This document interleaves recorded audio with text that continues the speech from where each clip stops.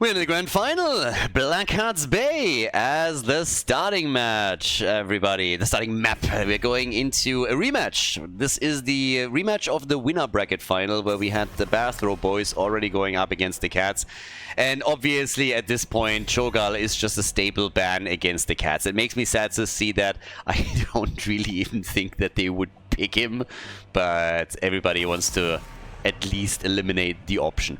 I actually like what they did there. I really do, because they didn't ban Cho, they banned Gall. Gall gets finally banned. I hate that people are always harping on Cho. He doesn't get any love. He always gets banned, but now Gall gets banned. I can absolutely appreciate that. And with obviously all of the games that were played previously by the Cats and Soaking already showcasing some of his Samuro plays, Samuro gets also eliminated here. We're seeing Ultralisk targeted a bit by the Cats as they are getting rid of Maiev. This is the Banshee Cup qualifier. Number one, we have 6 qualifiers in total. And in the Banshee Cup, $2,500 are on the line. The entire tournament sponsored by Kevin, by Psychiv, the Heroes of the Storm Sugar Daddy. That should be his official title. Blizzard should honestly give him an official title that only he can equip and get in. And that's the Heroes of the Storm, the Hot Sugar Daddy. So he obviously already made it possible that we had the big offline event in Berlin in 2023. The year before, we had 2 events in Miami. So once again, guys, without him, all of this wouldn't be possible. And he's also the one behind this, sponsoring this tournament, sponsoring the Banshee Cup. So once again, a huge shout out to him. As we're heading into our first map, as a quick reminder, the starting map is decided for the finals of the qualifiers. In this case, it's Blackheart's Bay. The grand final is always a best of 5. Everything else is a best of 3. We have for the entire tournament no pre-bans, neither in the qualifiers, playoffs, or the finals, but every hero can only be played once. Simple rule, just to make sure we're not always seeing the same hero being played time and time again.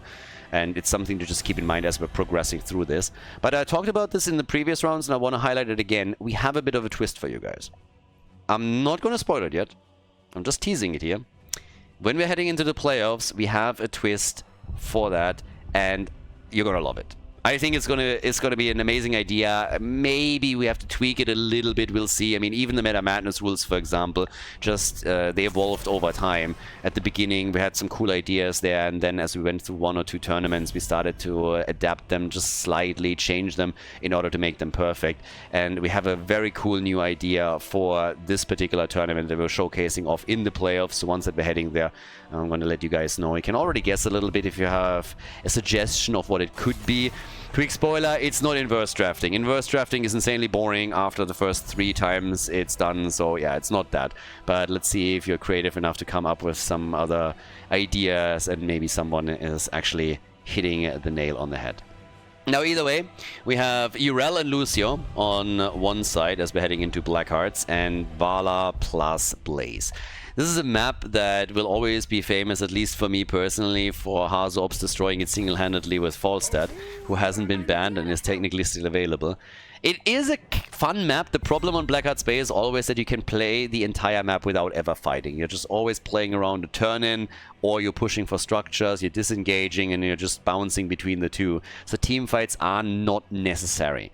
But these days, it's a little bit harder to avoid them. There's obviously a lot of power creep that went into the game, but there's also a lot of mobility that can be used, and that makes it a bit harder to always disengage, so you can force them a bit easier at times. But we'll see how they're going to do it right now. Blackheart's Bay is always a fun one. I mean, the doubloons are kind of neat. Our final pick is coming in for the Cats, as they're of course going to try to crown themselves the champion of qualifier number 1 and take the top spot here. But they're going up against an absolute all-star team. The name might not mean a lot to a lot of people, but if you're familiar with Masquerade, then you at least know where the Bathrobe comes from. So with Harzobs, Dainu, Death Knight, and Ultralisk, this is just an absolute incredible team, and yeah, it's going to be pretty sexy. Cassie has the final pick, and with that we're heading into the first map of the grand final of qualifier number 1 of the Banshee Cup, Blackheart's Bay.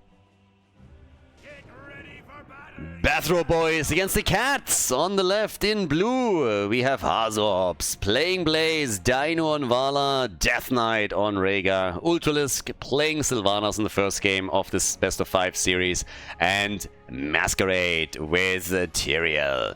Now, in the meantime, on the right side, it is the Cats at this point with Hirath on Cassia. We got Dr. Rita, AK Draco on Merlin. Soaking is playing Urel, Deviant, Jaina, and Captain Rex on Lucio. Alright, let's go. Vision at the top, what are the teams going for? Blaze is already moving down to the bottom of the map. Everybody else is just sitting tight here. Noteworthy that despite the fact that we don't have a double support, Vala has still gone into an auto attack style with Creed of the Hunter as a level 1 choice. So we're gonna get stacks, as Dino is gonna do his best to survive so that he can fully capitalize on the Gambit stacks. And you know what? With all of those Gambit advantages in the quest here, yeah, they might lose Rhaegar, but at least they're able to get a couple of hits in. That blind only deterring Dino for just a second, but with Tyrael also helping out, he's still sitting at 10, so that's not too bad, but obviously Rhaegar going down, not quite what they wanted here. Just to put this into context, the Cats have played one series previously. In the losers bracket final, they went up against the Storm League Enjoyers, so they're already warmed up, whereas the Bathrobe boys are playing their first game of the day. Now, that also means that they had Ooh, Vala going down at the mid lane. Damn! That's already one Gambit stack removed here. Bad news for Dino, and definitely unfortunate. 2 kills to 0 for the Cats. But what I wanted to say is that the Bathrobe boys, they had a lot of time to warm up. I mean, again, they didn't have to play today, so they could watch all of the matches that were played previously, could analyze it a little bit, think about what they wanted to do on certain maps, and if there are maybe some heroes that they want to ban out against the Cats or any potential other team that they would face off against. But right now, they are, again, still pretty fresh. I assume that they played either a couple of ARAMs or just a quick match or a bit of Storm League, whatever it is, just to warm up here. But they lost 2 heroes very early. And let's not forget that the Cats won 1 game against them in the winner bracket final. So that was a pretty close series. A couple of Mimi drafts for sure, but a close series regardless. Maybe this time they can be the ones to take the entire thing. Alright. Down to the bottom of the map, we're now already looking at another engage as Harzorps gets caught, and that's kill number 3, isn't it? No way for him to escape, nicely done. And the Cats with 3 kills to 0, a couple of doubloons that they're now trying to turn in. And this is not too shabby. I mean, honestly, there's some structural damage that is done at the top, but overall, still pretty alright. First boat is up. That means the barrage in the middle is now starting, and the first barrage eliminates the first fort. So this fort is already gone.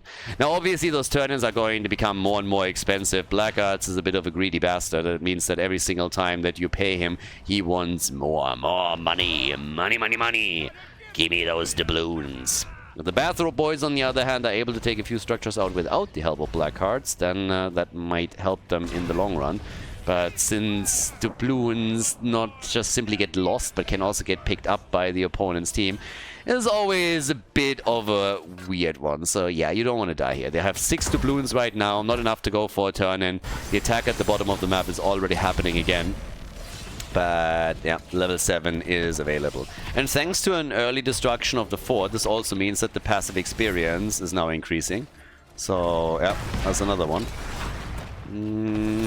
And Tazu, they are hitting him hard, aren't they? Those, okay, maybe now? Yeah, there's a kill. Jaina gets finally destroyed, but I was just about to say, with all those storm bolts that are connecting, and then the slows from Jaina, there was a lot of good damage that was dished out by the Cats, but now Drak here is dead as well, and they're killing everybody down here. Sylvanas dies in the meantime to Cassia, but that's a couple of doubloons that they were able to claim from the opponent at the bottom of the map, and they're definitely not stopping there. With them taking the entire wall out, that means that the shots will directly go onto the fort, and if they can take this thing either out completely or maybe even just damage, that might save them another cannonball or 2. And the more damage you can do without it, the faster those cannonballs are going to attack the opponent's keeps.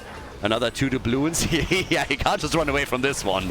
You should stay a little bit longer and lock that in. But they could go for the turn-in now.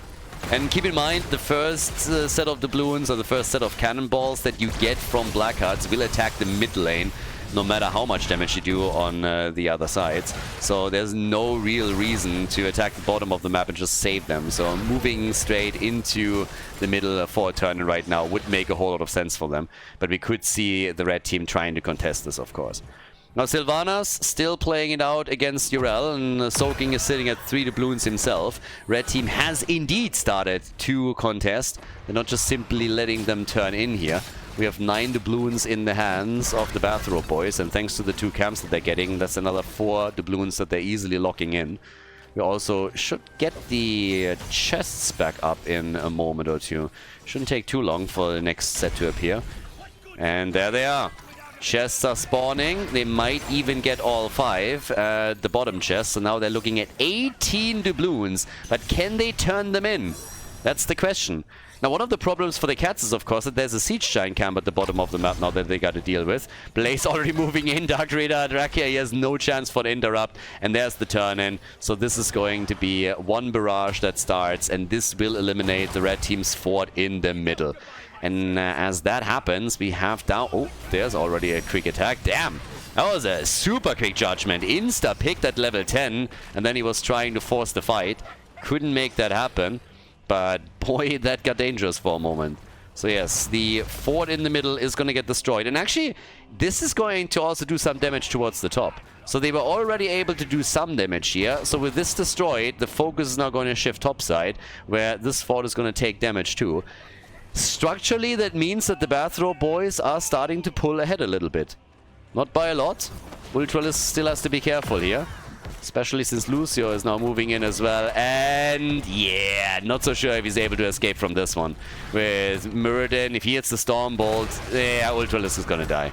He is gonna die. He didn't have any doubloons, so at least that's a bit of a win. But now they're moving down to the bottom of the map because they're realizing they can run the numbers advantage down here. Vala gets destroyed, so does Jaina. So a bit annoying, I guess, since Vala is losing another stack. But they were able to get in total 2 kills down here. And it allows them to go for the fort. So still worth it, I suppose. You lose one of the Gambit stacks on Vala, but you're able to get some kills. You're also able to pick up a few more doubloons, and then you destroy the fort.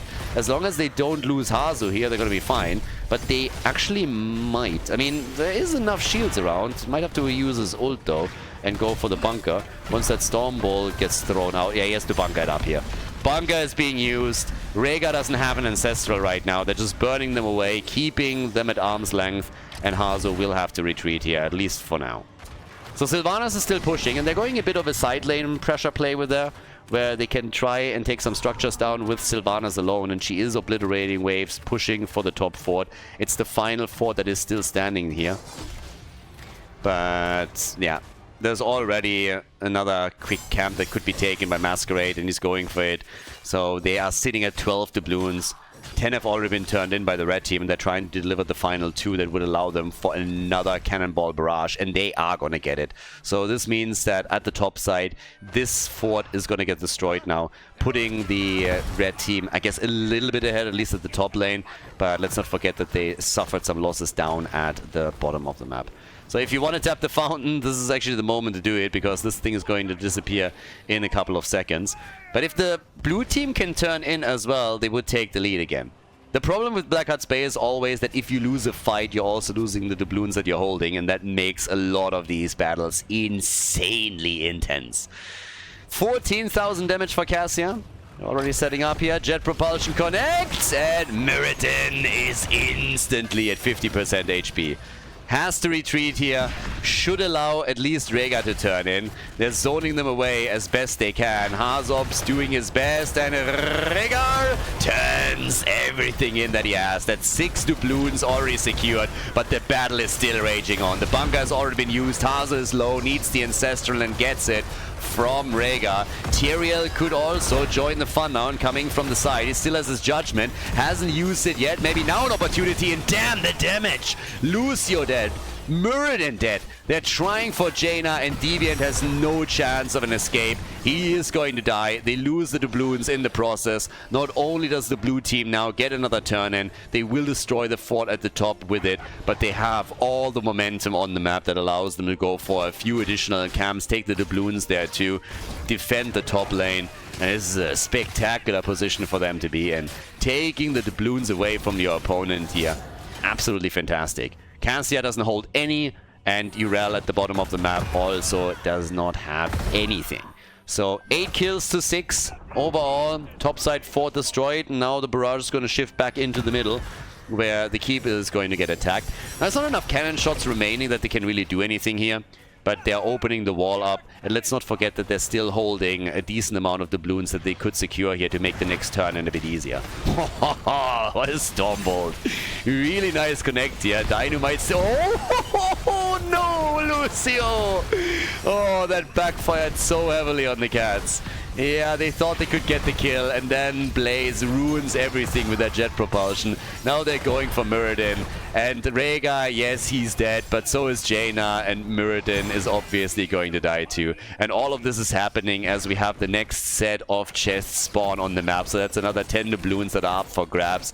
And they are rich as hell here. So much money. I mean, honestly, all the booty. All that booty for the blue team. We have them on level 17, 1.5 level lead. The 16 talents also playing a big role in the last fight with Manticore for Vala. The turn-in is happening, and this will eliminate the first keep of the game. But again, Blackheart's getting greedy. He already wants 14 doubloons for the next set of hits. So 16 about to be ready for the cats, but it doesn't change the fact that the keep in the middle is now going to get destroyed, and then the top lane opened up. So yeah, shots are fired. So far so good. Ultralisk is already working on the next set of doubloons, and with another small pirate camp, he can give his team another 2. The boss is obviously also up at the top lane, and it currently seems like the blue team is highly interested to lock this in as well. Not only for the additional 2 doubloons that they would get, but that would do initial damage topside. Now, the red team has already sniffed this out a little bit. Well, Hazo Ops is moving away with the 8 that he's holding, so maybe they haven't seen it just yet. Wala is retreating. Cassia is double-checking just to be on the safe side, but the fight is already starting. And Muradin is low, and super quickly too. So they're trying to go again for Urel. She pops the ult just in time. Jaina now with her quest completed, so she has Ice Block, but boy are they getting wrecked here. Jaina dies, so does Lucio. Drakia again is jumping out, and as they're moving in for Hera, if they can get a 3rd kill, not only do they have enough doubloons for another barrage, but they can also go for the boss at the top right now. Dino is already at it, has Tempered by Discipline, which really helps him with the sustain here, and Death Knight is helping him out at the same time. They have to deal with those siege giants at the bot lane eventually, but the turn-in is already happening, or at least part of it. 27,000 damage right now from Cassia. And then at the same time, we have 26,000 for Blaze, who funnily enough is top damage for the blue team. Vala is soloing this up at the top. Dino is going to get that. Barrage is starting. And down here, they're going for Urel, and she doesn't have an ult. Urel doesn't have an ult. Soaking has no chance. He's going to die. He's gone, and that's a staggered death that they really needed to avoid. That was not necessary, and it is breaking their neck a little bit. Highly unfortunate. Not only does it give more experience to the blue team, who is now going to reach level 20 with this, but obviously it's a huge problem when it comes to defense. The boss doesn't even have to deal with the top key because this one has already been destroyed. The barrage is now moving down to the bottom of the map and is trying to get a bit more damage done there too, which is easily possible. And with Sylvanas and everyone else pushing in, I mean, again, this is looking like it's all she wrote.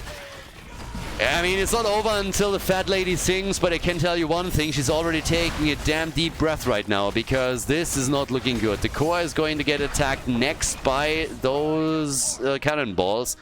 18 are required to set it up, but it's not all that's pushing here. They have catapults pushing as well now. Dino is already controlling the middle of the map. He's holding the remaining doubloons of the blue team, and they're getting another 2 through him very easily. Sylvanas is down at the bottom of the map, and Dino is gonna get caught here. Oh, he checked the wrong bush first! It was so close. Oh, Dainu. Just, I mean, at this point, you just got lucky. If Million checks the other bush first, then, yeah, that's 8 doubloons that they're losing. Dino, of course, sitting there is like, nah, totally calculated. Saw that from a mile away. Not a problem. But, yeah. Bit unfortunate, I suppose. So yeah, the lanes get pushed. The core is going to attack soon, so the red team is doing the only thing that they can. They're going for an attack, but since they lose Cassia pretty much instantly, is no saving this anymore. Nope, it is the end of Jaina. She dies as well. The level 20 talents obviously don't make that fight any easier for the cats. But what else are they supposed to do? The shield, the core, it's already getting attacked. Muradin is down. The doubloons are streaming in, and Urel is desperately trying to defend here. But the blue team is already on the move. They're on the march. They're trying to lock in the first victory in this best of 5 series at this grand final of qualifier number 1 for the Banshee Cup. And there's no denying that they're going to be able to pull this off. 18 kills to 7 right now. Yes, Urel is dead again, and that is a game as the blue team takes the W on Blackheart's Bay, pulls ahead and takes a 1-0 lead with a few shenanigans towards the end. GG and well played. Before we head into game number 2, make sure that you subscribe to the channel if you haven't done it yet so you don't miss out on any future content here on Khaldor TV. Game number 2, Battlefield of Eternity, is our second map, and the Bathrobe boys have taken the lead here against the cats. I mean, Blackheart's Bay is obviously always a bit of a fun map at the start, but you gotta give it to the blue team. They controlled this very, very well. As we're heading into the second map of the series, let's see if the cats can claw their way back into it. Pun intended. But yeah, it's been a long day. I don't know what to tell you guys. It's been a fairly long day here. So, I mean, there is still the factor, the troll factor for the Bathrobe boys, right? Keep in mind that in the last series, they played Shogal, Murky in one game. They had Nova in here. I'm not quite sure how they're approaching this. I don't doubt for a second that some of those picks that they took, they actually thought, okay, this is something that we can try, that we can actually try and bust out in a tournament, get a little bit more experience with it, and maybe in a certain corner case, we can play this against somebody else. But there was also in the second map where they played that Shogal Phoenix and Murky combo, definitely a troll aspect to it. And with Masquerade and Dino on a team, you never really know how deep they go with drafts like that. So when they are in the lead, there is a chance that they're starting to think a bit outside of the box, and not necessarily in a good way. That might be a problem. You can pull that off against the team every now and then, but of course sometimes you are also going to suffer the consequences and get defeated by them.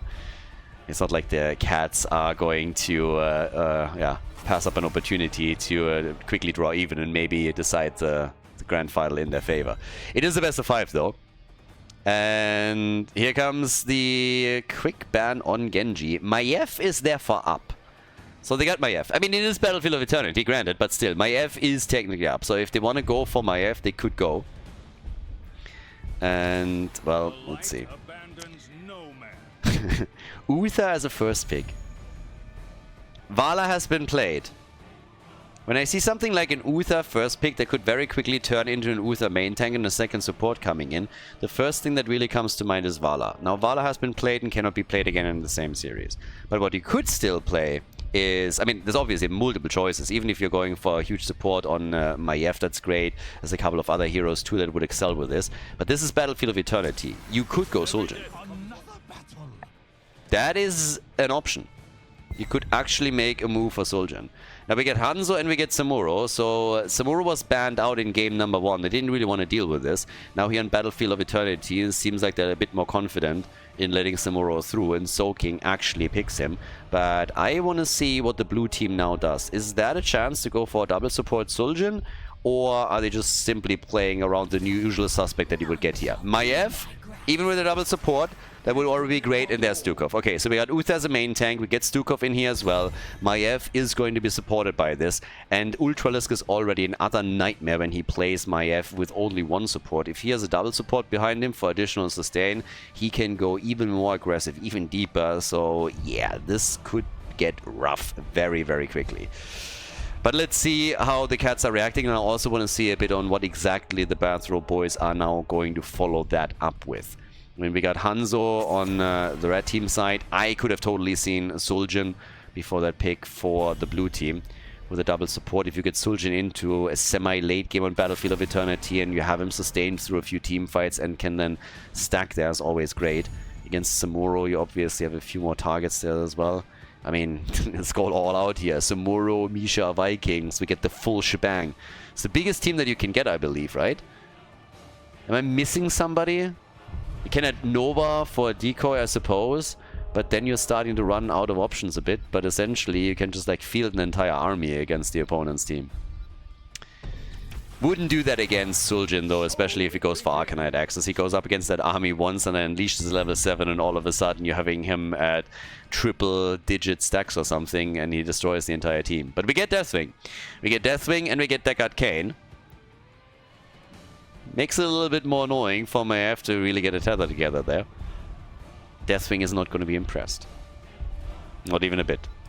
But the blue team is going for the double pick. Main tank, Uther, again, and they go Grey main, Sonya. So, main tank, Uther, very likely. Sonya, Grey main, I mean, insane amount of damage that they have. Very aggressive lineup that they're running here, together with a double support, of course, but you have damage coming from Sonya, from Maiev, from Grey main, so they can really do a whole lot on this one. The final pick for the Cats, well, let's see what they can do. Game number 2, this is a best of 5 series. We're in the grand final of qualifier number 1 for the Banshee Cup. Bathrobe boys have taken the lead after the first map, and now we're heading into Battlefield of Eternity with Thrall being the final pick for the Cats. Game number 2, Bathrobe boys against the Cats, and on the left, Death Knight on Stukov. Well, we got Hazo and Sonya. Ultra as expected is playing Maiev. Dino and Greymane, and Masquerade as the main tank Uther.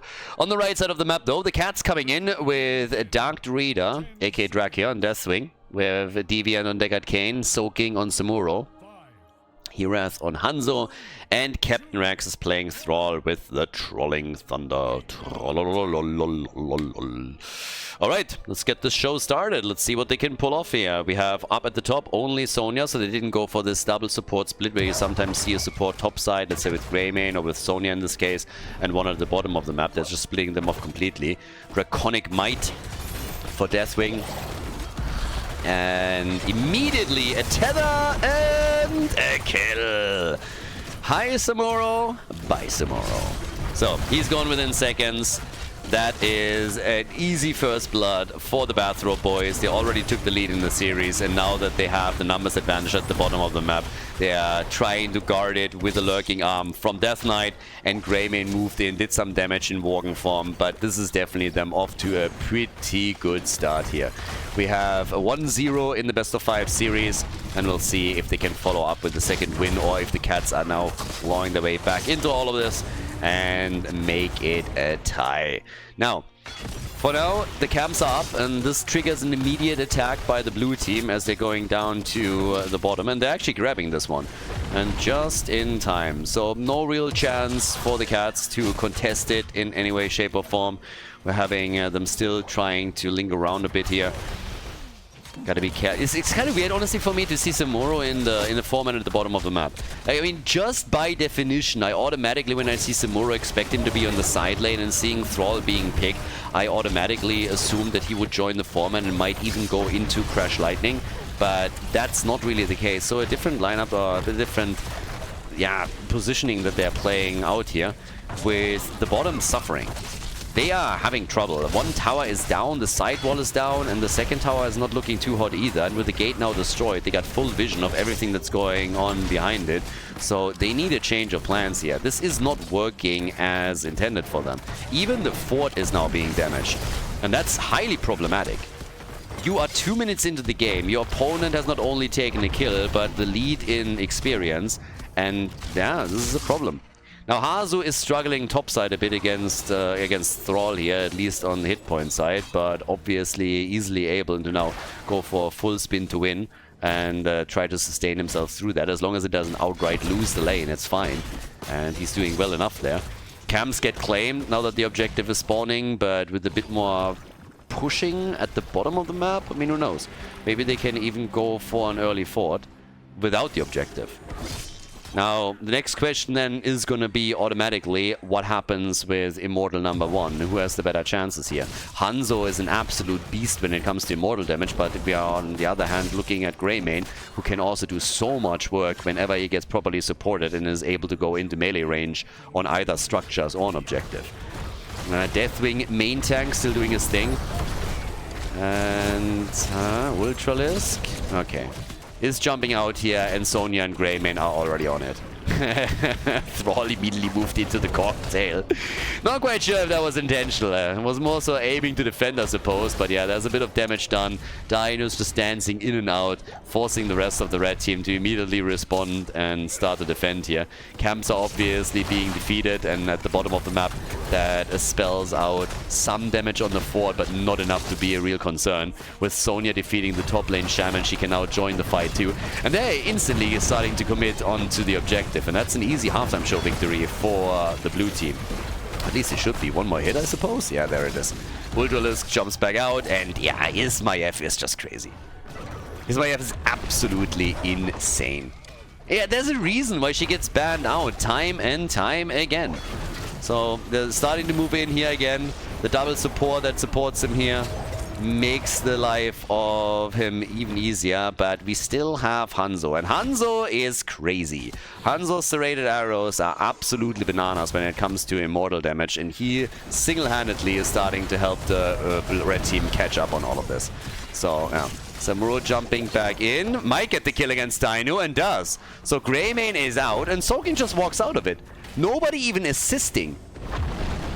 I mean, nobody even assisting properly. I thought that we would get a kill for a kill here, but Samuro walks into the back line, takes him out, and then is just saying, alright, sayonara boys, I'm out of here.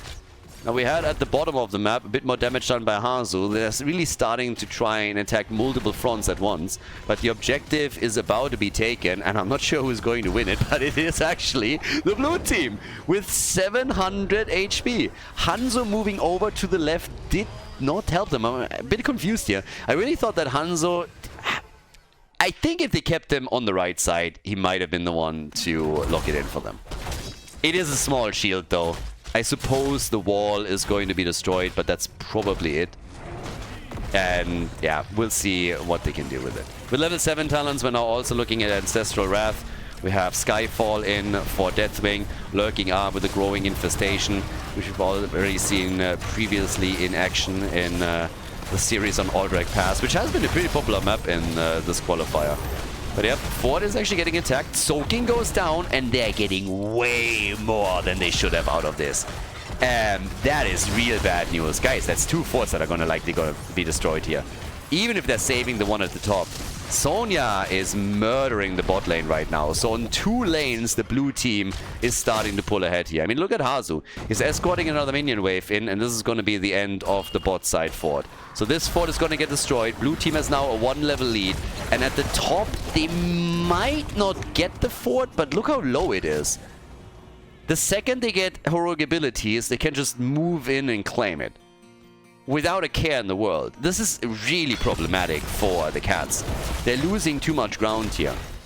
And down to the bot lane, yes, Soaking has been a bit annoying, has pushed Harzobs back, but there's a camp taken at the top, and this is going to enable them to make another move for the fort and likely take this one out. So, yeah, this is pretty bad news for the red team. They're really in trouble now, because that's both of their fountains eliminated. They have nothing that they can use as a fallback option when it comes to the next fight there. And I'm not quite sure what they can do in this situation now. Bottom of the map, bit problematic. Oh, yeah, a couple of stutters here too. I swear to God, like, I am starting to be afraid for the Heroes of the Storm servers. They're starting to stutter quite a bit as that day continues. Maybe it wasn't the Polish team after all that was lagging the entire time earlier today. Maybe it's not a problem on their end. Maybe it's the Battle.net servers that are struggling here. We have another camp taken at the bot lane. Level 10 is obviously in. Both forts gone. With level 10, they can all take all of the camps on the map as well. 20,000 damage for Ultralisk. And 21,000 for Hanzo. Alright. Hanzo is in position for the next objective. Is already firing away one arrow after another, but as the blue team is fully committed to the halftime show, he gets basically one rotation out, maybe a second, and that's it. And that is not where the trouble ends for them. We have the dragon arrow coming through. Meme strike, by the way. The dragon itself has died. Deathwing is gone. And yeah, this is getting a bit nasty, because not only have they lost the halftime show, they are playing 4v5. The Cats are doing their best to somehow make it through that, but even with the death timers being this low, it's a struggle. Deathwing is back, so good on him. Samura has to defend the bot lane and is already using his Blade Storm here. But the blue team can easily commit to the Immortal, to the objective, and they're going to walk away with nearly 100% on the shield.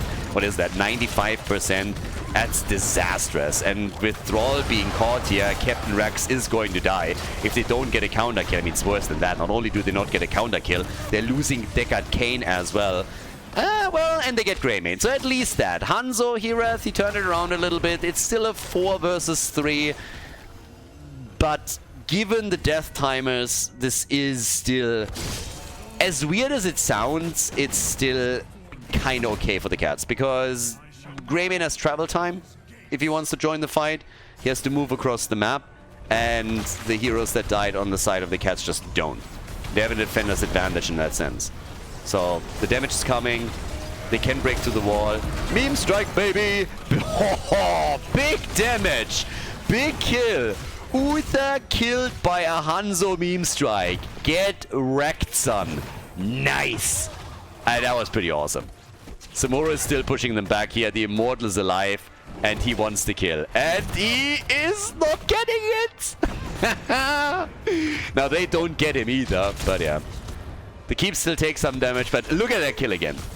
That one was pretty sexy. So here comes the meme strike, and he's just locked in. And Uther just goes down. Has no chance there. Absolutely none. Beautiful play.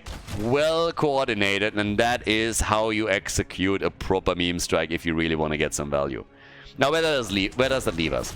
We have a level lead. A little bit less than that for the blue team. And they... Oh, nice. Great catch. Taking some more out in that fashion. Fantastic. Now they go for Deckard Cain. They're chasing them to the end of the earth here. The cage! Oh, Ultralisk! Ultralisk with the Ultra damage! Hanzo, Deckard Cain, and Samuro are all dead, and they have taken level 14 already. Yeah, they're looking great here, and they are accelerating all of this towards the Keep to take it down too. Keep is getting destroyed. And Dino makes it out with pretty much no hit points. Yeah, the double support is helping them. That Keep, by the way, that I thought would be destroyed is still not there. Sorry, it's still there. It's still not destroyed, but finally they were able to obliterate it. Now, that is, of course, another attack, and Samuro goes for a potential play and is gonna die. Yes! Stukov takes him out. Deathwing is jumping in. Boy, oh boy. Yep, they are still in trouble. They were trying to get some kills since the entire blue team was insanely low on hit points, but they couldn't make it happen. They lost Samuro in the process. And I guess Soaking gets absolutely farmed this game. They are able to take Ultralisk down, so good for them. But yeah, Soaking died 4 times now in this game, so they're currently farming Samuro whenever they get a chance. Now, Maiev going down is a bit annoying, is a bit of a problem, but they still have Sonya, they still have Greymane, and the two of them can do an enormous amount of damage here. Still got a contest with Hanzo, who is, of course, still fantastic on the objective. So it's a 50-50 as the halftime show starts. But if the Bathrobe boys claim another objective here, that would be more than a nightmare for the Cats, because it would likely spell out the end of the game. Since level 16 is going to soon be ready for the blue team. And if they have an objective pushing end level 16, it won't only cost them the Keep, but maybe even game. It's either way would be a struggle. But thanks to Hanzo, they're poking, and they are in the lead on the Immortal. So this might be the first one that the Cats can get for themselves. Also, Sundering is ready. So is the Meme Strike. So they could try and sync those two up once again. bot lane. There's catapults pushing in, but we're still only 12 minutes into the game. So it's not really like we're too late on this. Yeah, that meme strike did nothing. Hanzo is also a bit low here, but... Oh, Divine Shield and Heal on Stukov. He was about to fall. Instead, it is Thrall that's gonna die here. Captain Rex with a nice Ancestral Wrath here for a second, but Deathwing is turning into Deadwing, and it's a kill against Hanzo, against Thrall. Everybody's dead or dying or running away, and now, of course, Dino has all the time in the world to quickly go for the objective, lock another Immortal in for the blue team. Spray game is on point as well, and some of the heroes are already busy at the bottom of the map to try and break through the wall. Sonya has gone straight away for a camp and has taken that too, so they're hitting everything they can at the same time here, eager to get the 2-0 lead. There's a staggered death, 5th death on Soaking side, 13 kills to 4, a 2-level advantage, and this keep is likely going to be super low by the time that the Immortal even arrives, if not destroyed. Meme Strike is being sent out again to buy some time for them, and Ultralisk is tanking the entire thing like a boss. Gets pinged immediately by the 2 healers, and yeah, that should be game. They're going for Deathwing. He pops his ult there too, but yeah, this is not looking good. It's a 2-0 lead for the Bathrobe boys. Hazops is showing no mercy there, goes straight for the core, so does the Immortal. Greymane is dead, but so is Thrall, and the Immortal alone is easily going to destroy this. Or is it? I think it should. I'm just waiting for them to right-click the hell out of this one, and that's what they're doing. So that's game 2-0, the lead for the Bathrobe boys in the grand final of qualifier number 1 at the Banshee Cup.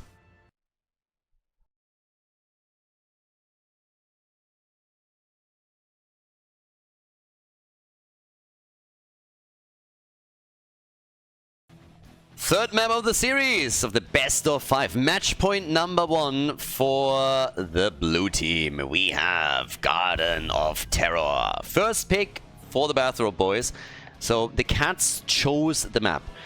I think Hogger is still available. He should be banned. Hogger excels on this map. Just generally speaking, what you want on Garden of Terror is you want to either play some globals, or you want to try and focus, well, not necessarily fully focus on mercenary camps, but you always want to have a hero that is very good at clearing them, and Hogger excels at all of this. It's also very valuable on the side lane in general and in team fights, so Hogger is normally very high priority, and since I would expect the Bathrobe boys to try and pick him up, we are most likely going to see the Cats ban him out. Hogger is just great at taking camps quickly, and since Garden of Terror has most mercenary camps out of all the maps, it's just fantastic to have him here. He can move from one camp to another, can really apply pressure, but apparently the blue team isn't really interested in playing him, so they are the ones banning him out.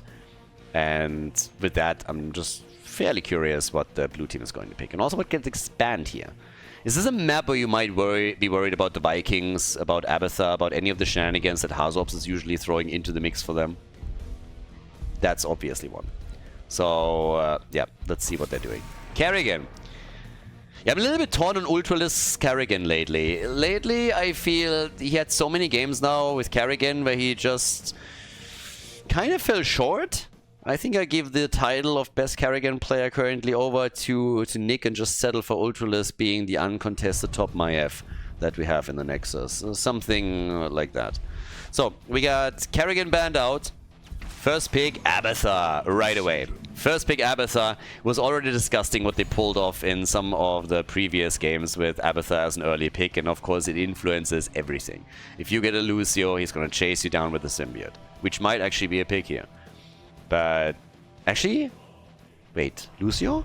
Was he played in the first map? There's too many games that are cast in a row, and at some point it just becomes all a wash and you don't know what was played in which game anymore. But I think Lucio was playing Garden of Terror, right? Anduin and Genji. So already, Light Bomb engage with a Swift Strike from Anduin. So, there we go. Now, what are they pairing with Abathar? What at the end of the day is going to be the big play for them? They can obviously also go into a Kharazim, for example. Greymane has already been picked, so you're not going to get a copy on him. I mean, they could go Illidan here. I would actually, now that I think about it, I would not be surprised. I would totally believe it. Masquerade with Diablo is a good one for him, and Dino and Liming already insanely dangerous. That leaves us with a big question. What exactly are Hazu and Death Knight picking? I think they're probably going to swap this around a bit, right? So it's highly likely that we're going to see Abathur played by Hazu, and then Ultralisk has another pick available for himself. And I would not be shocked if they would go for something like Illidan here. Or Chen. Just bring Fat Illidan. Oh, come on. Why you hate fun? Why you hate fun? Really? Ban him? Come on, boys. Vikings get banned. Illidan gets banned. Cho'Gall gets banned.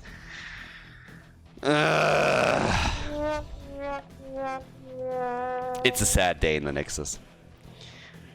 There's a dark cloud rising on the horizon, and it is, yeah, it's, I don't know what to say. So yeah, that's why I like dogs. That's why I like dogs. Cats just hate fun. It's just what it is. A dog, always energetic, always up for a game, always up to be entertained, participate. Cats, on the other hand, they hate fun. They don't like it. No, not even a little bit. So yeah, they ban out Illidan, and there's that. They Hagar and Uberak. We get the global. We get an Uberak together with it. But it leaves us with a final double pick. Karazim, again, amazing with our boy Abathur. And they go for Zeratul as the final pick here. That's actually a nasty lineup. If they get close to anybody, they can get a kill here. Now, obviously, it also bears some risks. The final pick still coming in from the Cats. But that is a dangerous draft. Zeratul and Abathur, if played properly, is just absolutely murdering things. And we get the Witch Doctor. Nazibro. God of Terror. First match point for the blue team. Let's go. Game number 3. Harzobs on Abathur, Death Knight on Karazim. We got Dino on Zeratul, Ultralisk on Liming, and Masquerade on Diablo. On the right side of the map, three-legged cats with Dark Druida, aka Drak here. On Anubarak, we got Deviant. On Anduin, Soaking with Dehaka, Captain Rex on Genji, and Hirath is playing Okay, so first match point. Can they make it a 3-0? Bathrobe boys with an actual draft over here. And we have a Toad build for the Witch Doctor, which is actually quite powerful if you're trying to take structures down, for example. So it always depends on what your goal in the game is. If you're playing, for example, in the Zebo on Battlefield of Eternity, you're going to just see spiders everywhere. But if you're trying to take structures down and really push hard, then a well-stacked Toad build can be pretty damn powerful. Now, obviously, if you're going up against an opponent that plays Abathur, the early game should be yours, since you have 5 hit point pools in those big fights, and your opponent only can rely onto 4 up to the point where they have the copy at level 10. But they have the advantage of being a bit more dangerous in regards to damage, and there's so many good symbiote targets now also for Abathur. It's actually insane. The obvious one is Zeratul. I mean, he can be so annoying and so powerful when he comes in, gets his own damage out, quickly engages, disengages, gets the burst damage through. But then on top of that, you have also Diablo, who can be assisted. And of course, Karazim. Karazim can just chase you down 6 days to Sunday, just dash after you, and then the symbiote does the damage. But since Masquerade gets caught here early, it is first blood for the Cats. The Cats are a spray game, alright. Yep, they're ready on the sprays, but let's see. With Dibbles dying early on, let's see how this is going to work out for them. Already, damage down here, Abathur is coming in, gets some damage through too, and Dino missing out on the Singularity Spike. Dodging most of this though, gets the symbiote back up, gets that shield, and Karazim is ready for a little bit of HP assistance, and everybody has to fall back. So that entire gank that the Cats just set up and tried to execute against Zeratul already backfired a bit. They used a lot of time and experience there and tried to make this happen, but it didn't really work. pretty good jukes from Dainu, and then the assistance from Abatha and also Karazim. And they're, of course, playing a very fluid game here. If you're playing a draft like that, Dainu is just going to try throughout this entire game to jump in, out, get some quick damage, move back out, use Abatha to just heal him up a little bit, increase the damage output there too. Abatha now, in that sense, also going for the Adrenal Overlord, which is, of course, right in that vein. We're getting on level 4 for Nazeebo, the big voodoo, so that's in as well now.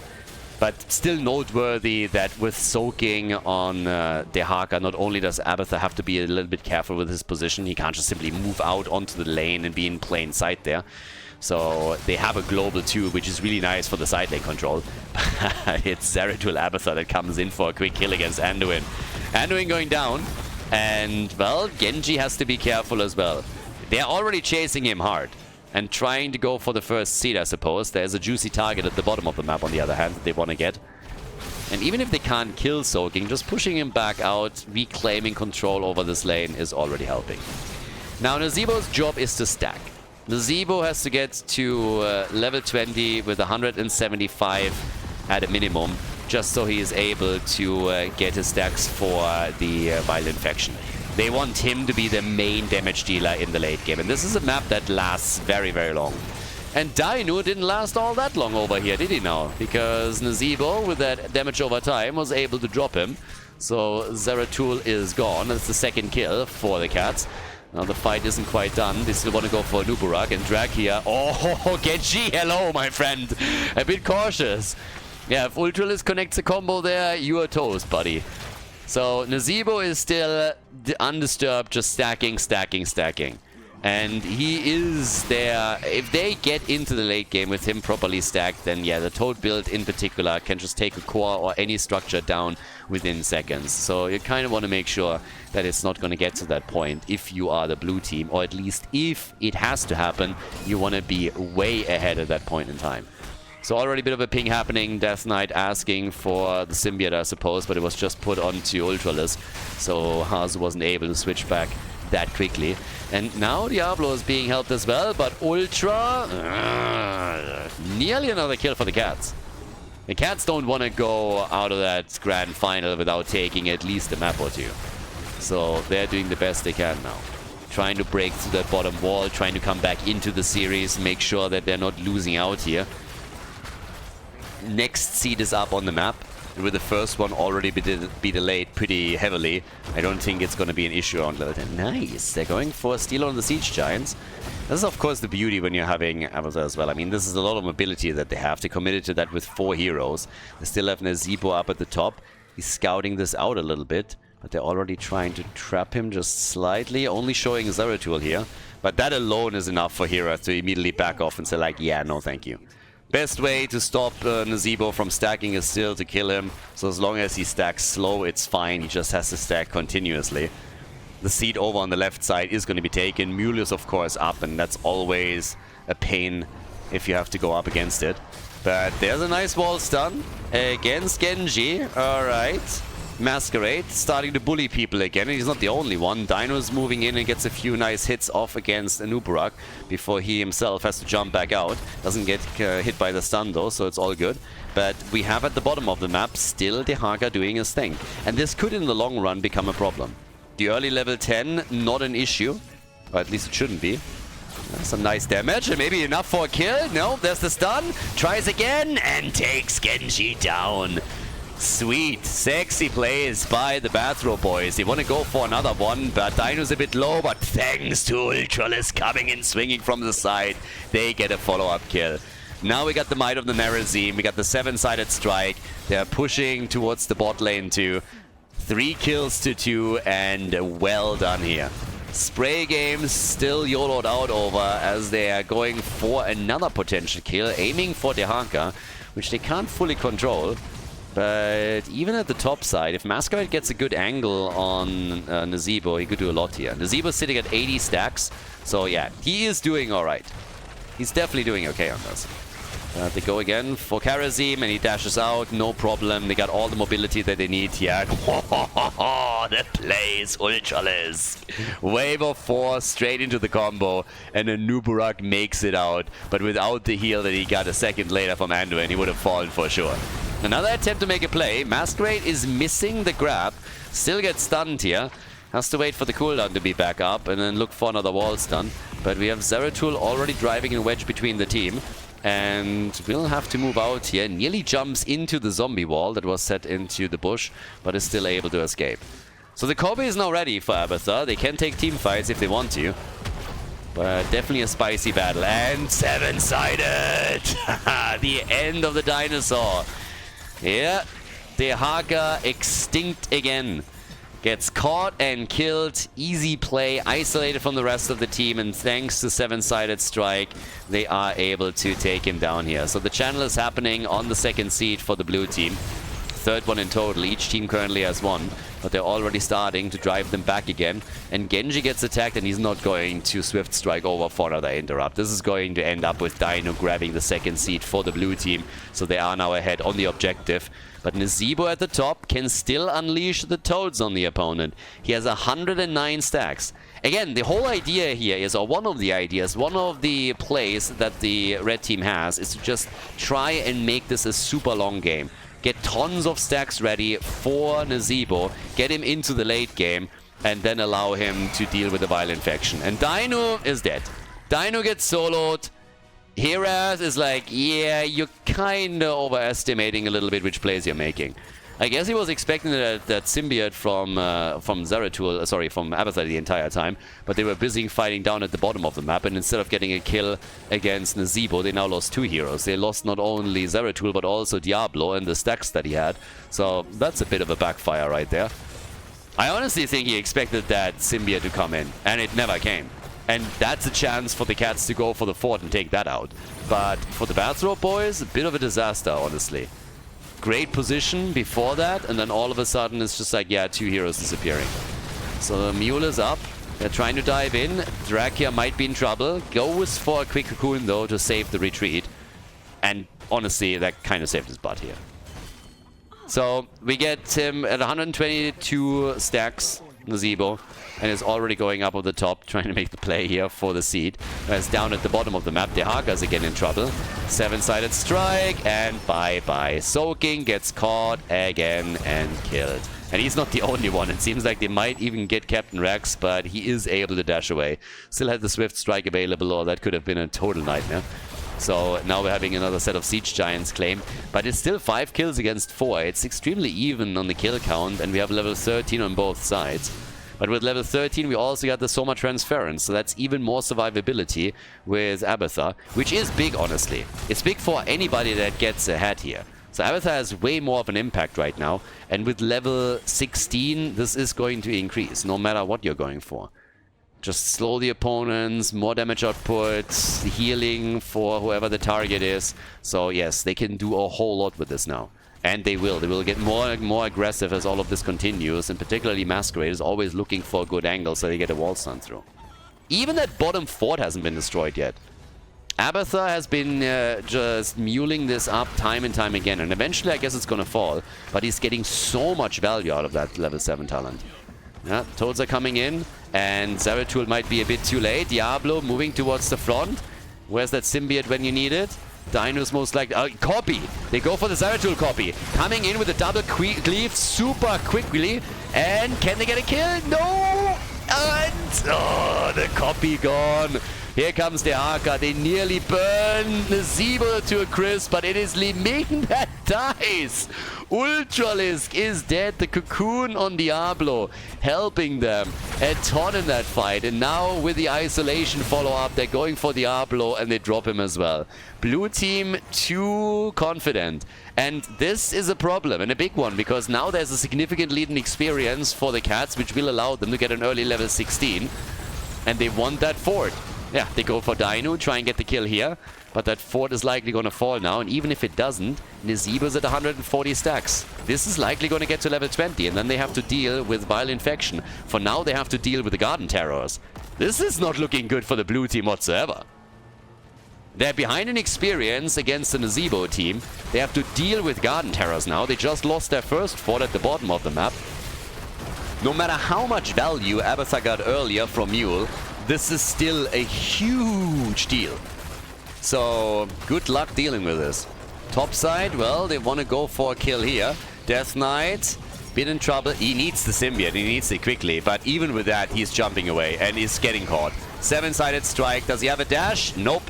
Good cocoon, eliminating the target quickly. And that is Karazim gone. The fort in the middle is gone. The fort at the top is going to get destroyed. Oh yeah, the cats with murderous momentum. They're turning this into a snowball right now. 7 kills, 2-5. The play in the middle of the map. We get the envenomed spikes here. I mean, this is a big talent as well. We get the cleansing touch now too, which is of course another big one.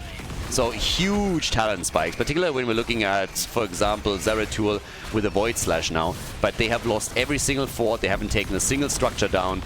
And they're behind in experience. They need kills. They need kills. They need them quickly. They might have a chance here. They go for the double Zeratul play for a Noob Rock, and a Noob is down. A Noob is gone. They're trying to chase this, and they need to try and get a few more kills. I mean, honestly, if they get the next seed, they have Garden Terrors themselves, but they need to do something. Because the experience gap for the cats is still there. It's still half a level. And let's not forget about Nazebo and his late game. That's going to be the big one. 34,000 damage currently for Genji. Nazebo's only sitting at 19,000, but look at his siege damage. He's been focusing on this a lot. They go for the fight again. Light bomb, not giving them a lot of value. Dainu coming in. 7-sided strike, and, well, they don't get a kill. Gotta back off again. Interesting game. Camp has been taken by the cats. Got defeated then by the blue team. They couldn't get a kill, despite the numbers advantage that they were running at the time. 41,000 damage currently for Li Ming. And obviously, if at any point Ultralisk, as this continues, now with Mirror Ball on level 16, is able to get some resets in these fights, they can snowball them quickly. It can so easily escalate from 1 kill to 2, 3, maybe even 4, 5. And that's what they're hoping for here. But we got the double pull with the Glyph of Faith now. We got the Epicenter, which is big. And yeah, with all of those stacks for Nazebo, it's only 2 levels until level 20. And I want to highlight that once more. Not a single fort has been destroyed on the red team side. Not one. So, what are they going to do? How are they going to deal with this? Seems like they're not even going for the seed, or at least they are considering just pushing for the bottom fort instead. Trying to set up a trap, which so far has not worked. But they are likely going to get that fort now. Oh, well, there's a Witch Doctor. And he checks it. And Masquerade was already back. Because there's still a push in the middle that he has to deal with too. But the seed at the top is now likely going to be taken. Same time, the bottom fort is going to fall. But the channel here is happening. And it's the first seed in the hands of the cats after they get their Garden Terrors. Dainu is still hoping. Oh, well, he could go for Genji. Genji is ready, and he's still not making a move. Yeah, well, that was the one to attack. Take it down, that dirty, dirty beetle. Now, to be fair to them, it's not like they're too far behind experience. Yeah, it's a little bit of an advantage for the cats, but I don't think that early level 20 is really going to grant them any kind of mega lead that they are then going to use to all of a sudden execute a play for, let's say, the keep. Particularly with now the top lane being destroyed. This means there's a lot of experience coming in as they're taking the minion waves out. But still, Nazebo is at 180 stacks and can now go for Violent Infection, which is exactly what he does. So have fun dealing with him. So just to give you a bit of an idea, we're 16 minutes in and Nazebo is at 23,000 damage. So look a bit at the damage numbers here. Just have a little bit of a look at this. We are 16 minutes in, Nazebo's at 23,000. He's been focusing on getting the stacks together, and he is going to easily start destroying structures. I actually cannot believe that nobody is there already guarding that keep. Look how quickly this thing disappears. I mean, letting Nazebo go onto a keep is nuts. You can't do that. So even with level 20 missing, somebody has to at least like seem like he's poking. Hive Mind is in. Yeah, a little bit of easy damage. And damn, Anduin gets deleted. Absolutely wrecked. No chance. Ultralis came in and murdered him on the spot. I mean, he just disappeared. He pulled a Houdini. One moment he's there, the next one he is just gone. So, yeah, here come the Garden Terrors. That's the opportunity right here, right now, to maybe bring this back a little bit. One fort is gone. How much more can they get? They still got to deal with Nazebo. And Nazebo is going to de-push this super quickly. So, let's see what they can actually walk away with here. Anduin is down for another 20 seconds. So, the one thing that I can guarantee is that the red team is not going to be eager to go for a big team fight. They have already defended the Garden Terror up at the top. So, that's a big deal. In the middle, we're going to have one fort destroyed for sure. Can they do more? That's the question. Anduin back in 5. Then they're going to try and fight back here. And Nazebo is easily defeating all of those Garden Terrors whenever he gets close. His damage output is bonkers. It's insane. But he hasn't really participated in a team fight yet. This is going to be his first one. So, yep, we're going to get all his damage right here. Wall is going to get destroyed. I don't think they're going to siege up way past that. We're going to try and take that wall down, and that is most likely going to be it. Ultralis can, of course, poke with Li Ming to an extent, but still, it's not going to be a massive team fight. He was just pushing the lanes out so far. Nazebo has a bit more damage, but again, it's not anything crazy. It's not a sustained fight that we've seen yet since he got his level 20 talent. Yeah, they're hoping for an engager somewhere, dodging out on the stuns, but also these toads are just murderous. And they still got a few camps. Yeah, could get the stun here, pushes over, and immediately cocooned. Insta-cocoon. Alright, where's the copy? Are they going for the play? Light bomb, not doing anything. They missed the timing. Timing on Light Bomb didn't really work out for them. Barbecue! Nazebo gets another 5,000 damage with a single ability, but they lose Anubarak. He gets absolutely burned to a crisp by Dibbles, and that opens up another chance to go for the camp. 200 stacks nearly for Nazebo. More damage, and he gets caught. 7-sided strike, but Anduin saving the day once again. Hazo still has the copy here on Abathar. They're trying to make the play. Double Zeratul, he gets destroyed, but now the Symbiote is ready, and we have Hive Mind. Don't forget about that. But that damage from Nazebo is still there. And they're trying to go for him, of course. Heroes needs to stay in the back. The keep is nearly destroyed, and Anubarak is not here for another 20 seconds, but they can't go that deep, so they have to fall back for now. But just in that last fight, Nazebo is now at 37,000 damage. So he got another 6-7k just in that last little defense where he was throwing a few of his toads out. Now obviously with those super quick and high damage engages that we see from the Bathrobe boys, if they get another kill against Anduin, against Nazebo, maybe against Anubarak again, they can always bring this. But if it comes down to like a siege situation and a long drawn out fight, that's where Nazebo is going to excel. And we're talking seeds now, of course, too. But the problem is they have to somehow deal with all of this pressure. It has to be the Haka. The Haka has to be the one to go down to the bottom of the map, because if he doesn't, then the first keep will fall. So the seed is there. They're already starting to poke it, but the bottom keep is going to fall if nobody defends. And it seems like the red team is totally willing to sacrifice it. Genji is at least moving into the middle, but nobody is on their way down to the bottom of the map. If the Haka isn't willing to sacrifice the global, this bottom keep is gone. They are hoping to just win the fight here. But if that seed is taken, yeah, could try and stop them a little bit. Keep is not getting attacked yet. Genji is slowly moving over. The Haka, yeah, it's too late. It's already too late. He's coming back to defend, but they missed their timing. So the keep is gone. That means now that we're 20 minutes into the game, 21 minutes, catapults are going to hit hard at the bot lane. There is a clear advantage now in bot lane pressure for the Bathrobe boys. They can now try and play a little bit more global against an opponent that is running the Haka against you. But of course, they got also Abathar, so there's something.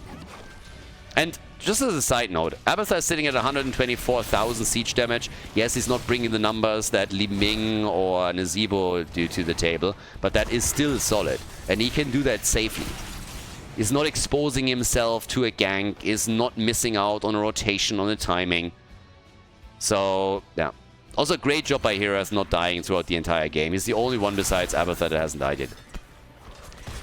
Yeah, well, at the top of the map, they might be able to go for the fort here. Ultralisk is already there. That seed at the bottom of the map is going to get channeled. They don't even want to make a play for it. We're at level 23 right now. And yes, the fort gets destroyed. So essentially, they now lost 2 structures. Dino... oh my god. I'm just an observer, Ward. Dino's just sitting here, is like, yeah, I'm not risking anything. Not making a move. There is Anduin! And... yeah, no, what?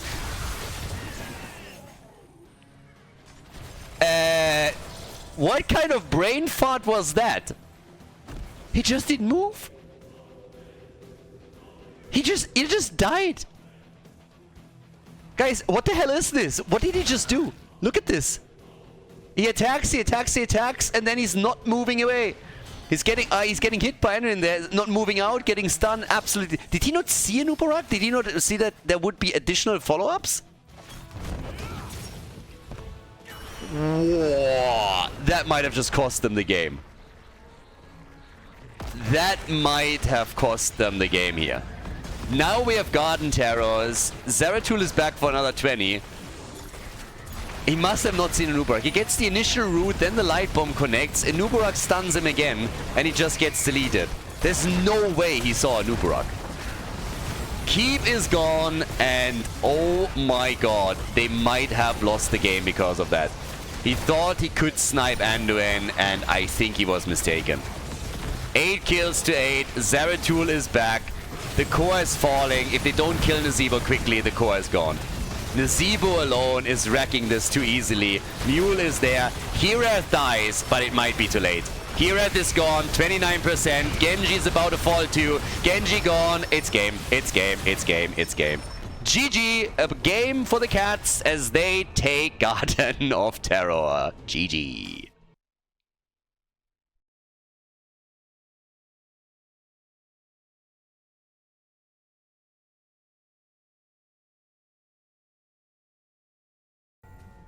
Game number 4, Infernal Shrines. Dino getting caught a little bit. I don't think he really saw how many heroes were close to him and didn't expect the full CC train that hit him hard when he was trying to go for the Anduin kill. Anduin himself with a root and a stun, and then a Uberak following up, and all of a sudden Zeratul is dead, and that's the end of the game. That allows for the 3rd tribute to be taken. It allows for the push for the core, and if you have Nazeebo with Vile Infection and a Toad build on your core, you can kiss that thing goodbye extremely quickly. So, the Cats have taken a victory on Garden of Terror. Now we're heading into Infernal Shrines. This is the 4th map. Now keep in mind, heroes can't be played again, so 30 heroes are currently out. So as we're going into best of 5s, that still matters a little bit. There's no pre-bans here, but yeah, something to keep a bit of an eye on. And again, the Cats have decided, or well, the Cats actually not decided to go into the map choice, but the Cats have map choice again because the blue team has decided that they want to have first pick, first ban. Now, how are they going to lead into this though? We have Cho'Gall banned out again. This is just, even the red team has been a little bit of fun of it, and I've called it already. You know what's coming. Kerrigan is a first pick, currently locked in by Dino. Likely going to be shifted over to Ultralisk. Can be a bit hit or miss, but they really want her quickly. They were a little bit afraid, I guess, that the Cats would take away, or they would have just waited for the 2-3 pick phase on their side. But, yeah. You don't want to end up in a situation where your opponent pulls off a reverse sweep, so that's always more than a bit tricky. We get Johanna, we get Brightwing, that still has some very strong heroes, especially, of course, for Infernal Shrines. Leoric, also super powerful here. A lot of AoE that he brings in for the Shrine fights to go for the minion stacks. And, well, I mean, Johanna, Condemn, she's going to be great for that. A lot of Globals are out. I guess Falstad is still up. And here comes Varian. Okay, so already getting super aggressive with this. Slows from Leoric, Varian with the taunt, Kerrigan with more kill potential and follow-up stuns. They are falling a bit short on some of the wave clear on the lanes, but again, Kerrigan and Leo are both great on a shrine when you leave them there and can easily take him. But what gets banned now? What are they afraid of here? Are we getting some supports targeted, or what's gonna be the play? Anna. They're really going for the supports with this. Mephisto hasn't been played yet, right? Yeah, Anna Mephisto would have actually been really good here. I think the Bathrobe boys might actually ban him. Mephisto on Infernal Shrines is pretty fantastic, and I would assume that the cats take him for themselves. So, yeah. No, Sergeant Hammer. Hammer was still up. Hammer gets banned. I mean, when it comes to mages, there's a lot up. Mephisto, Gul'dan, Kel'Thas, they're all still available. So easily you can take one of them. If you're looking for even more CC, then you can go for Kel'Thas here, just to set one example.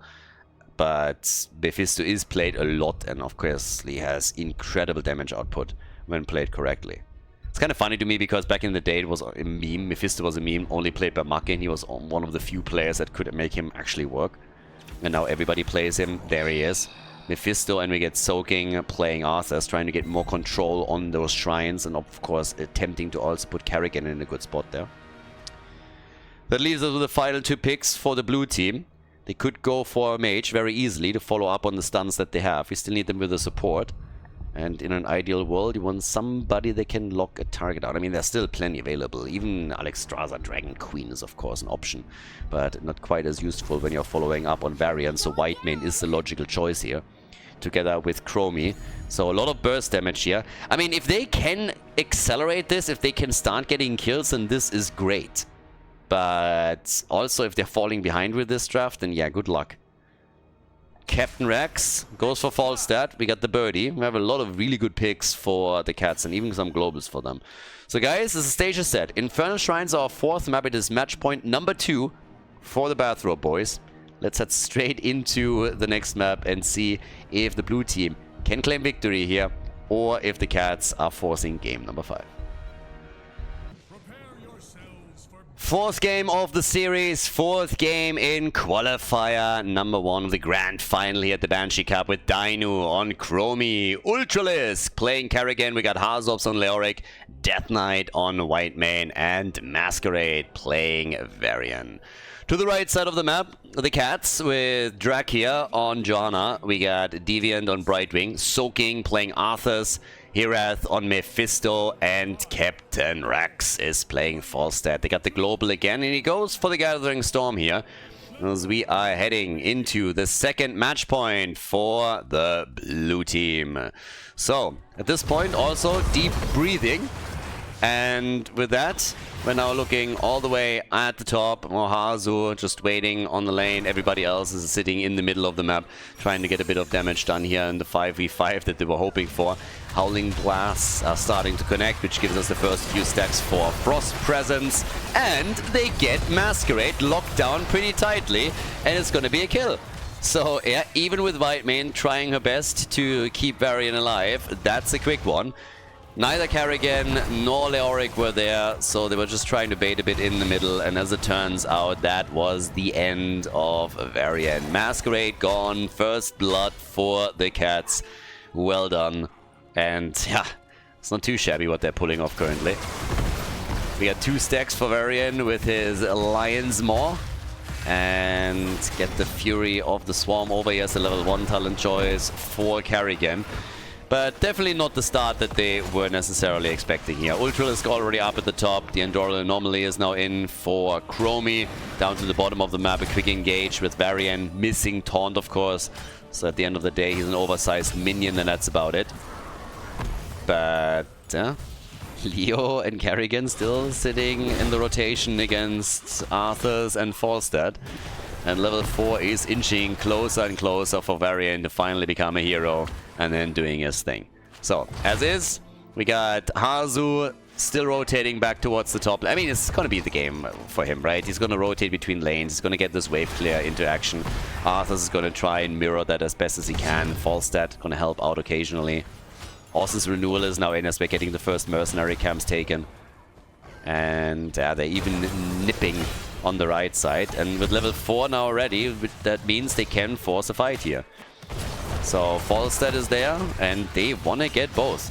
This is really the moment where the cats are starting to become a bit more hesitant engaging into any kind of skirmish, because that taunt can very quickly lock a target down with Kerrigan's follow-up, and you don't want to end up in a situation where you get fully CC chained, which is exactly what happened to Zeratul in game number 3. So they definitely know what they're talking about here. They don't want to be on the receiving end of a full CC chain of death that just locks you down into eternity and allows your opponent to kill you. You still want to be able to play the game at least a little bit, you know? But if you're getting hit too hard by all of those CC trains, then yeah, you can basically take your hands off the keyboard and mouse and just be like, alright boys, I think I'm done. But yeah, with that we now have still a leading experience for the blue team, good for them. And the first shrine is up. Oh ho ho ho! Arthurs, my friend! Careful over here. Yeah, this is, by the way, Russian Arthurs. That skin definitely is Russian Arthurs. Trying to go straight into the fight is like, drink vodka, eat howling blast, kill hero. Easy game, easy cut girl. But yeah, not so easy for him right now. Soaking is starting to be a bit in trouble, yeah? Hazu is just soaking everything up and is stealing those minion stacks just before that Howling Blast connects. But as Soaking is starting to make his way back out of the fight to tap the fountain real quickly, we still have the Bathrobe boys with extra experience through Kerrigan. There's a minion wave at the bottom that they can get to. Dino is apparently looking a little bit cross-eyed as he's absolutely missing everything with that Sand Blast. I'm not quite sure what he was aiming for, but that didn't hit anything. Not even the minions. If he wanted to, couldn't hit. Okay, so yeah, well, it's kind of funny. But then at the end of the day, they're still getting the objective. The Arcane Punisher is an easy one for them to lock in, and they might get the kill too. Brightwing is down. Brightwing gone, and now they gotta bait the Punisher over the wall, which they can easily do, but at least the wall itself should of course fall now. So let's see how much damage they can do. Old school build also for Arthurs, going straight into the Icebound Fortitude after the Frozen Wastes and the Frost Presence. So pretty much what you would normally get from Arthurs. Lately has been played a lot with Death Coil build in mind. And they get a second kill. They're pushing the entire thing past the fort too, so that fort gets destroyed, and with the 2 kills that they just locked in for themselves, they got a lot of momentum there. Yeah, for our first objective, this is fantastic. Objective number 1, and you get a fort. Hell yeah. Now Kerrigan making sure that they're also getting some vision. Masquerade moving in as well. That is a great start for them. Lock in the first Punisher, get the first fort. This is pretty much what you're hoping for when you're taking this. Intercession, by the way, for White Mane as a level 7 choice, obviously. Just saying, so now we can work around Cleanse a little bit more too. Soaking gets some assistance here, and he desperately needed it because they really wanted Arthurs. They really wanted to go for him. But they're now also zoning them out from the top lane, and that allows Hazu to get some extra damage in. So he comes in and swings for the fences as the rest of the team is just shutting down the rotation of the cats. It allows Leoric to get damage, and that results in the tower taken down, in the gate being destroyed. And all in all, a solid leading experience, which now accumulates to a little bit more than half a level for them. Yeah, Arthur's still sitting tight. I think I actually might have seen that. Okay, there's the taunt, there's the combo, and Brightwing is instantly moving in to help out. I like that they're not fully committing to a lot of these attacks in the sense that they're just starting to attack. They're forcing Brightwing to tailor in and use the cooldown, and then they're falling back immediately, realizing that a lot of these choke points are not necessarily working for them when some of their key cooldowns or their key abilities are not available and are on cooldown. So, as is right now, we're having the attacks coming with level 10. It's nothing fancy, nothing crazy. You can just steal a camp away. Durance of Hate. When it comes to rogue abilities, we got the Temporal Loop, so even a bit more that Brightwing has to worry about. And that can also force the hand of Jojo when we're talking about her Iron Skin, so the more she has to pop her trait, the better. Then you might catch her without it, as you're trying to go for the fight. Kerrigan trying to complete a level 4 quest, sitting at 62 stacks. Chromie working on level 1, sitting at 13, so getting very close to completing it. And the same is also true for Varian, as he is about to get that. And that could be a dead Brightwing. Well, Temporal Loop, it's just in time. Joanna just in time here. Yeah, that ult from Mephisto is also missing. Spray game, yeah, Spray game is ready, but Death Knight has to be careful that it doesn't all of a sudden end up with him dying because he used the time to spray them out here. Kerrigan was still at the bottom of the map, and not for that they would most likely have fully committed to the top fight. But yeah, using Chromie's cooldown. Shrine is obviously up, and she's going to have the ability back in time. Both teams are going for their Shaman camps, trying to ensure that they have a nice push going on at the top lane. Falstad could try and defend maybe against the blue team's Shaman before he flies back in. Doesn't even fly, I mean, again, super close here. And Brightwing is currently defending down at the bottom of the map. So, we got 2 kills to 1. We have, yeah, well, half a level until level 13 for the blue team, so there's actually a chance that they're going to get it during the fight here, depending on how long and drawn out it is.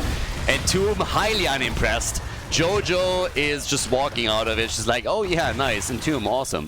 Thank you for the wall. Shield me from the wind a little bit, all good. But now that Kerrigan is slowly starting to move in, they should be able to commit to this. 28 to 10 stacks on the objective. And the combo nearly hitting, but not quite. Ultralis with a good thought there, but misses the second ability. The follow-up stun. So they go for soaking again and zone him out. And since they're already so low, this is another Punisher for the Bathrobe boys. And they get another kill with it. Mephisto is gone, and he's not the only one. They are trying for... Wow. They're trying for Joanna and nearly got her. But the Gust saved the day. That would have been an utter disaster if they lost both here. But Soaking gets caught, and he is gonna die, isn't he? Yeah, he's gonna fall, and now Falstad. Oh boy, it's a bait, and the Punisher takes the jump and kills him. Yeah, that's bad news. That is really bad news. The fort at the top has fallen. The fort in the middle is destroyed as well. First they got Arthur's, and then they were able to go for Falstad, and the Punisher shows no mercy as he jumps in and just seals the deal for the birdie. Back into the KFC basket. There's chicken wings for dinner, baby. And they're not even stopping at those forts. They destroyed the outer ring of defense completely, and now they're moving in for more. They want their keep, and they're likely going to get it.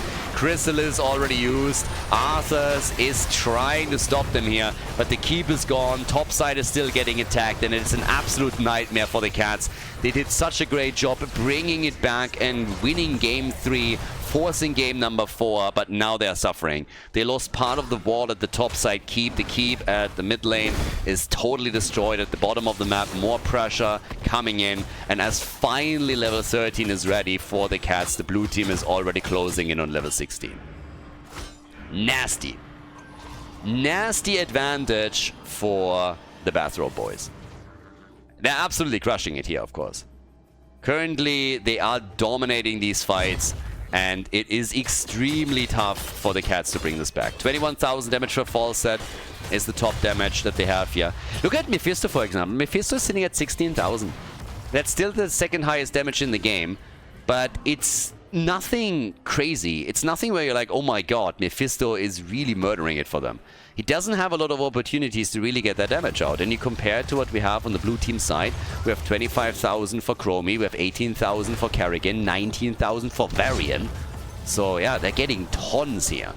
And thanks to the level 16 ability that they have now, they're just pushing through those walls. Top lane has already been opened up. Bot lane now, with the help of Chromie poking from a distance, is also going to get destroyed. And since they have level 16, they can just siege up here. And it's dangerous for the Cats. If the Cats move out just a little bit too far, there's Varian, there's Kerrigan, there's a combo already. Kerrigan going a little bit too deep. Chrysalis, she's dead. Kerrigan is alive. Did he just gust? No way. Captain Rex just saved Kerrigan? Am I seeing this right? Am I hallucinating? Did he try to gust them away as Chrysalis was still active and just mistimed it? Hazu, he can fall. He's Leoric. If Leoric dies, that's totally alright. So Leo is still gone, but yep, they're still poking down at the bottom. They get another combo, and they take Jojo out. But let's take another look at what happened previously. I mean, right there, there's the Chrysalis coming in. Falstad, and then he's gusting. And he gusts Kerrigan away. She might have died. Oh, that's just rough. I'm not sure what they communicated there in voice, but I don't think that was planned the way that it got handled. So now Soaking is in trouble. Leo is back any second. They're trying to go for Chromie, but she has the timer already. The Entomb against 3 Hazorbs, you monster! You monster! 3 heroes hit by the Entomb. Captain Rex is flying back out after that little play. But holy hell, what an Entomb! Ridiculous, absolute ridiculous Entomb. Ultralist says thank you, stuns everybody out, and now they're going for the core. They're going for game, they drop Jojo, and this is a victory. The Bathrobe boys, they win the first qualifier for the Banshee Cup. Congratulations, big points for the leaderboard for them. The Cats, they take second place, but at least in qualifier number 1, they're not strong enough to take down the team in blue. GG, well played, fantastic series here, and a 3-1 victory for the blue team in the grand final of qualifier number 1.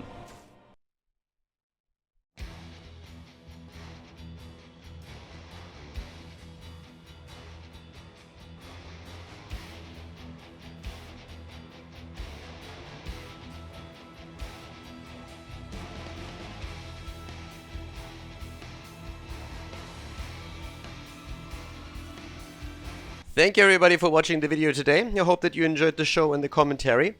And keep in mind that the spoiler protection that is going to run for the rest of the video is made possible by all the support on patreon.com. So guys, if you want to support my work, if you want to help me start new projects and keep the spoiler protection in place, please consider heading over to patreon.com/Khaldor. There's also a link in the YouTube description, and check that out. Thanks in advance, and see you guys next time with more esports coverage here on Khaldor TV. Have a great day.